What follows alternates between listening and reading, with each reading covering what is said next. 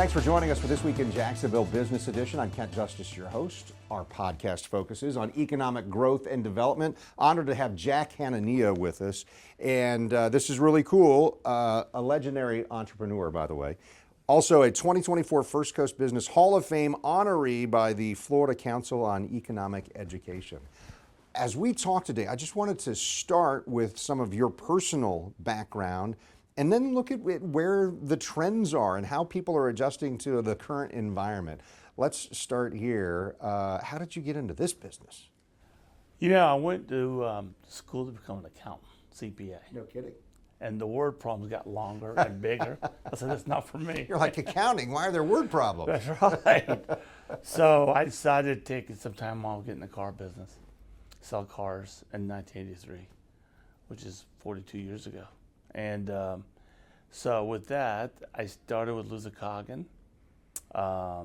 There's a legendary name in our area, Very right? good guy, very great. Did a lot for the community. I started with him in the finance department, worked my way up. And then I became partners with him in the Acura of Orange Park dealership. And it was called Coggin Acura, then Acura of Orange Park, and then Hanania Acura. I bought him out in August of 1998. I bought him out because he was selling to Asbury Automotive Group.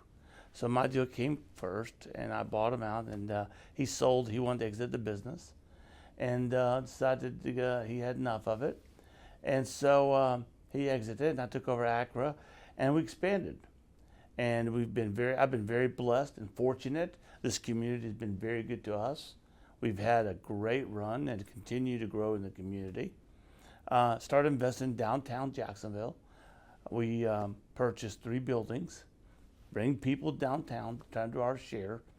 And I'm honored and humbled that I was elected in the business and inducted in the Hall of Fame. It's been a great, I understand it better, more in depth now, because I'm always flying in a different direction, but I understand it and support it and love it, and I'm very fortunate. We hear about different industries where, hey, it's tough. I think of restaurants. Boy, these are really tough things. What about the auto industry? I mean, having a dealership, that sounds like a tough thing to do and be successful. Obviously, you had a lot of success. What are some of the keys there? People. You have to have the right people in the right positions. The industry, the automobile business world is a little bit complex, where you have technicians and the service people and the parts people are completely in a different mindset. Then you have the salespeople up front. That's another different mindset. Then you have the accounting, the controllers, the auditors, the finance. That's another whole different. So you're dealing with different personalities, different mindset, different pace, and you have to adjust to that departments, or you'll have a lot of turnover. So the people, the team, and then of course you have to have good products. It's people, product, and procedures. And the product we represent, the brands have been excellent. Acura was our first dealership, which is a division of Honda. They build great cars. And then from there we grew with Hyundai, and then Volkswagen and Audi.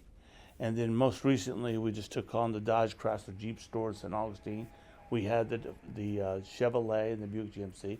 So we got a variety of different mix. We got the Asians, we got the, which is the Korean and the Japanese, and then we have the North American, the domestics, we got the Germans. So we're well-rounded in this community. Yeah. So, and talking about some of those brands, is going to lead us in a little bit to talk about current market conditions, because I'm thinking about how those things might change.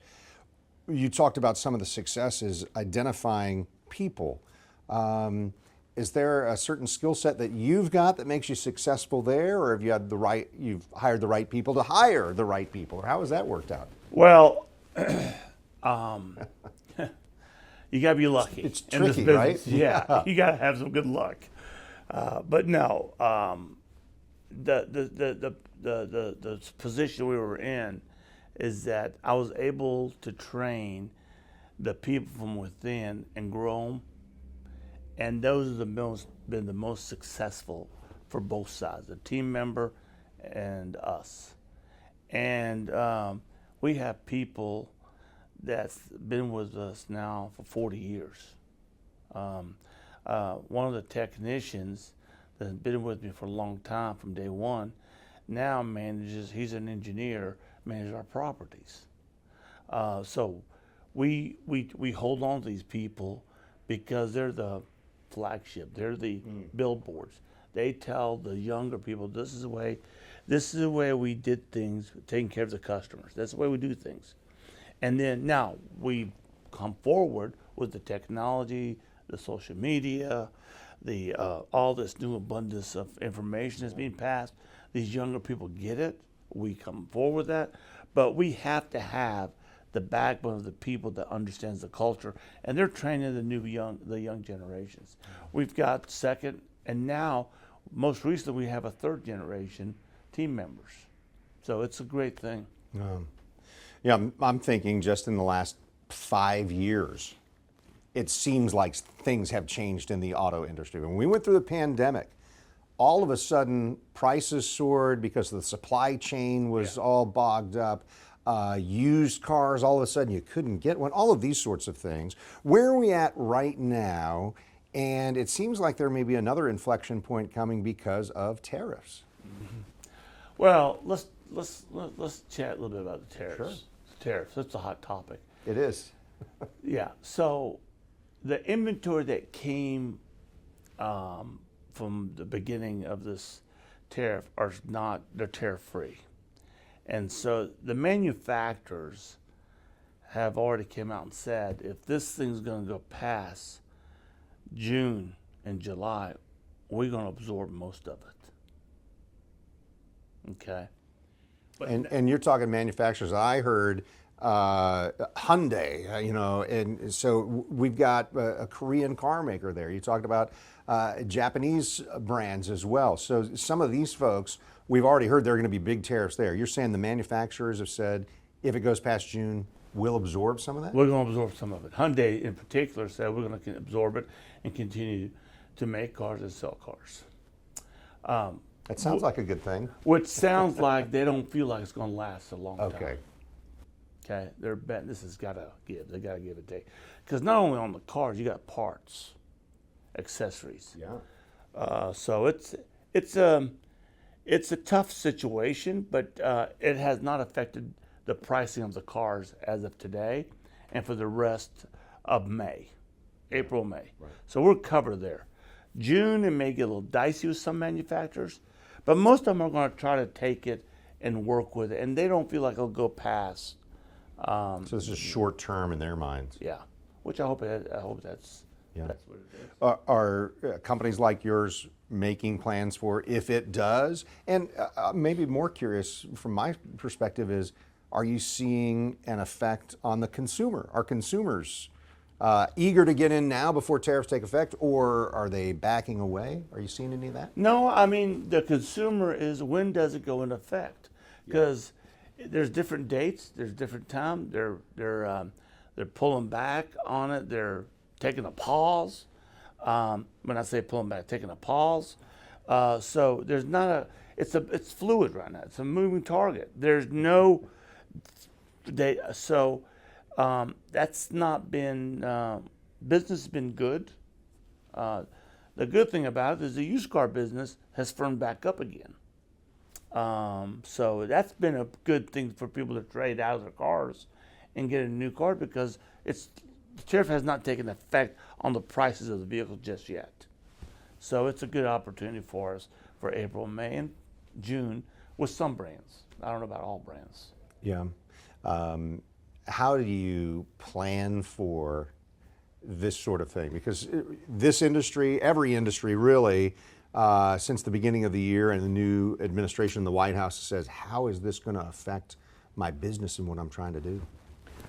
Well, that's the big elephant in the room, right? You got to sit there and go, okay, now where's my budget on my advertising? Where's my budget? How many people do we need in the summer months? Summer months, the heat, long hours. You got to give, you got to add more people, more coverage to give more people more time off, vacations, holidays. That's going to be a little bit of a moving target. But right now, there is pause in people's mind. We're going to continue what we've been doing, continue going the way we want to go, and let's just see what happens. Yeah. Cautious, huh? Cautiously, yeah. Yeah, that's interesting. Yeah. What about long term? What do you think the industry looks like? What does it look like for the auto group that you run as well? Well, the venture capital groups are in the car business. The public money is in the car business. Like AutoNation is it's a public company. Asbury is a public company. We're private. We have made a decision 4 years ago when my youngest son graduated from Auburn. So don't hold that against him, because my oldest son graduated from Florida. Oh, okay. The Final Four was very interesting in our house. Mama was not happy. She went to Auburn. We're Gators. I mean, my oldest son is a Gator. But anyway, about 4 years ago, we sat down and we had a really strong discussion. And we have decided that we got too much invested in our team members, that we want to continue to have this private business, community business. First of all, Jacksonville is a beautiful city. We love it. The people. We my kids were born and raised here. Yeah. We're embedded in this community, and we said, you know what? It's not all about the money. It's the love of the business. So we're staying private. We're not selling. We're going to expand. That's what I was going to ask next. Yeah, is there expansion? We want to expand in this community. It's a hotbed. Continue to expand and grow with this. So that's on our radar. We have a dealership in Miami, which does very well. And Miami's off the chart. The property and the cost of doing business is off the chart down there. But we do very well there. We have a Porsche store in Pittsburgh, Pennsylvania. And we're expanding in Pittsburgh with another Porsche store. So that does very well for us. We're about to open up a store in Myrtle Beach, Dodge Chrysler Jeep store. We're 9 months out. So that's been a little bit different for us, because we have never been in South Carolina. So we're looking at other areas, but Jacksonville is where we like to focus on. Is there a successor in the family that you see coming along to take over when you decide you're ready for work optional lifestyle? So, the good news about us is that we can make decisions what we think is best for our team members, internal and external. We don't have to follow what Wall Street says. We follow what's good for our community. And there might be, my oldest son, Jack, is doing a very good job. He's embracing the business very well.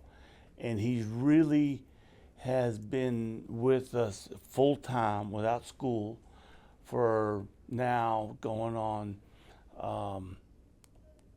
12 years. It's a long apprenticeship. Yeah, he's done very well. Mark, our youngest son, has been in the business with us now 6 years. They're 6 years apart too.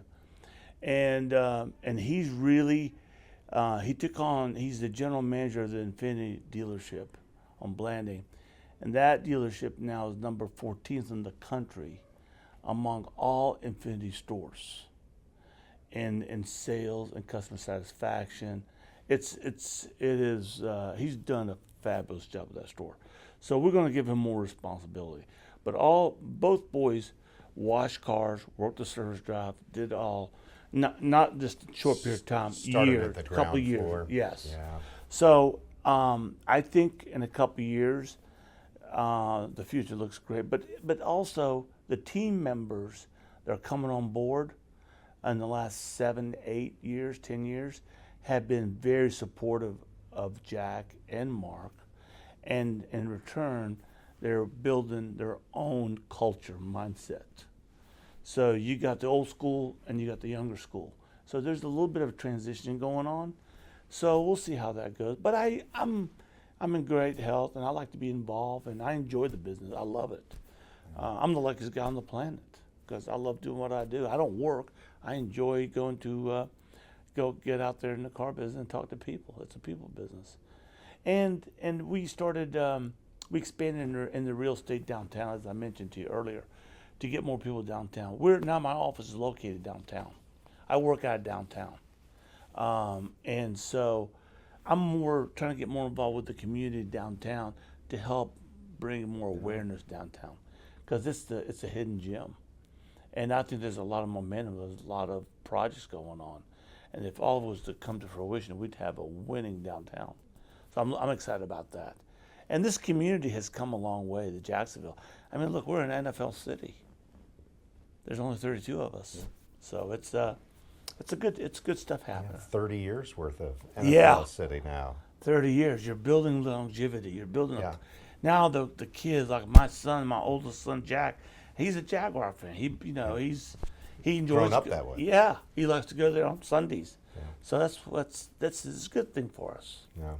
Good thing for us on our podcast, we get to talk to Jack Hanania today. Jack, thank you so much. I appreciate sharing some of those experiences and your thoughts on the industry in Jacksonville and certainly your business success. Thank you. Thank you very much. All right. And thank you for watching and listening to This Week in Jacksonville Business Edition. Wherever you find your podcast, go ahead and like, subscribe, and follow. New episodes come out every Thursday at 9 a.m.